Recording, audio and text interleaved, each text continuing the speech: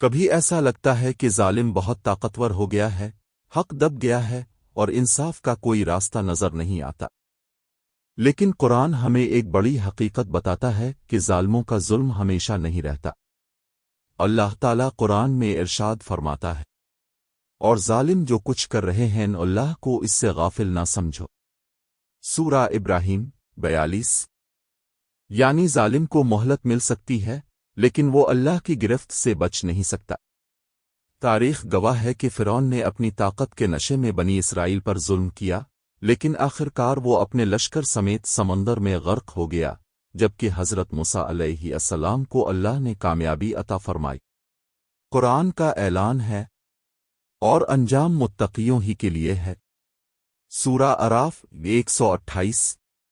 نبی کریم نے فرمایا، بے شک اللہ ظالم کو مہلت دیتا ہے یہاں تک کہ جب اسے پکڑتا ہے تو پھر چھوڑتا نہیں۔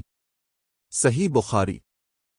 اس لیے اگر تم حق پر ہو اور ظلم کا شکار ہو تو مایوس نہ ہو، صبر کرو، اللہ پر بھروسہ رکھو، کیونکہ ظلم کی رات کتنی ہی لمبی کیوں نہ ہو، انصاف کی صبح ضرور طلوع ہوتی ہے۔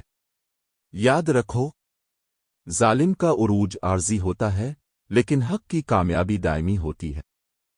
اختتامی جملہ، ظلم چند دن کا مہمان ہے لیکن اللہ کا انصاف ہمیشہ کے لیے ہے۔